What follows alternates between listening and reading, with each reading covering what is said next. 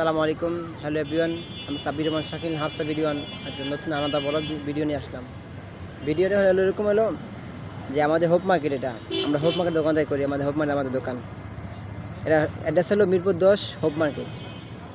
আমাদের hope market দূর দূরান্ত থেকে কাস্টমার আসে, যে কোনো পণ্য যে কোনো মার্কেট যদি দূর থেকে কাস্টমার আসে, বাইরের কাস্টমার আসে, সেখানে বেচাকেনা হয় না। যেরকম আমাদের হোপ মার্কেটের পাশে শাহালি মার্কেট, অনেক বড় বড় মার্কেট আছে এখানে মিরপুরে। এখানে আমাদের হোপ মার্কেট বা এখানে কোনো বাইরে কোনো কাস্টমার আজকে আসতেছে না, বা কাস্টমার একদম কম। কেন বলতে পারেন? কেন বলতে, ঢাকাতে এখন আন্দোলন চলতেছে, যে শিক্ষার্থীদের আন্দোলন চলতেছে। আন্দোলনের কারণে বাইরের কাস্টমার বা মানুষ ভয়ে বেরোতেছে না, সব মানুষের ভয়ে আতঙ্ক আছে। আমাদের কিছু একটা ভিডিওতে আমি বলছিলাম, আমার পুরো ভিডিও দেখেন, দেখার পরে বুঝবেন যে আমি কোনো সব দোকানদার সাথে কথা বলছি, আমার পাশাপাশি দোকানদার আছে, তাদের সাথে কথা বলছি। দোকানদার কথা বলার পরে যে বুঝলাম যে সবার এখন বাইরে কাস্টমার আসে না। আবার এখানে আরেকটা প্লাস পয়েন্ট আছে যে মাসের শেষ মাঝামাঝি, তো এখন সবাই তো বেতন পায়নি, বা সবাই খরচা করছে, বা সবাই কিনে না।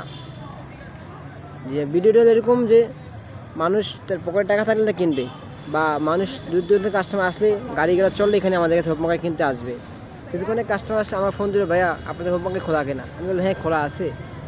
আমি তারপরে আমাদের প্যান্ট কিনছিলাম, তো আপনাদের নাম্বার নিয়ে গেছিলাম একদিন অনেক আগে, তো আমাকে আপনার ফোন পুরো ভিডিওটা দেখলে বুঝে দেবেন আমাদের হোপ মার্কেটে কেন কাস্টমার আসে না।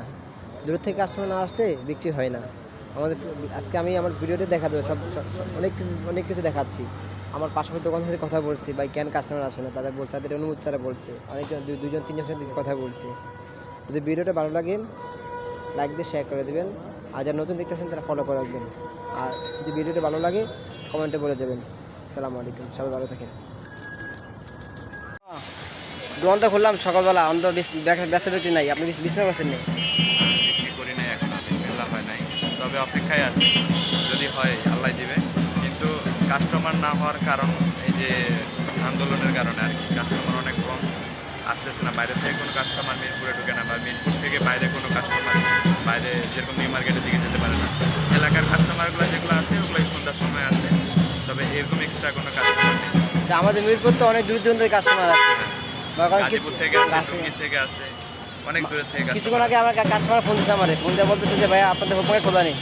আমি বললাম খোলা আছে, আন্দোলন চলতেছে, ওইখানে কোনো আন্দোলন হয়নি কিনা।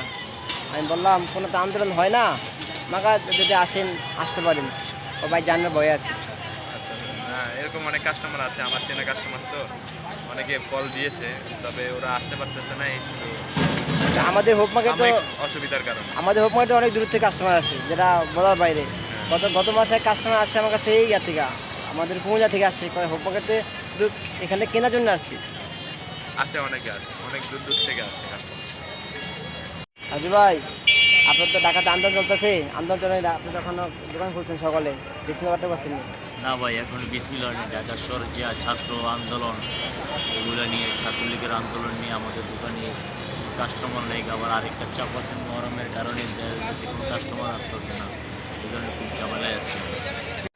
আমার ভাই, আজকে বাইরে একটা প্রশ্ন করতেছিলাম যে আমার যে ভিডিওটার শেষ অংশের মধ্যে বাইরে একটা কিছু প্রশ্ন করতাম যে আজকে ঢাকা যে আন্দোলন চলতেছে, এই আন্দোলনের মধ্যে আপনার যে বিজনেস ক্ষেত্রে ছোটো একটা বিজনেস, এই বিজনেসের মধ্যে কোনো ক্ষতির মধ্যে বা কোনো এফেক্টের মধ্যে কোনো অংশ পড়ছে না আপনার? হ্যাঁ, বেচাকেনা অনেক কম, লোকজন নাই আজকে, আর তারপরে লোকজন নাই, তারপরে বেচাকেনা কম, মানুষকে টাকা পয়সা দিতে হয়।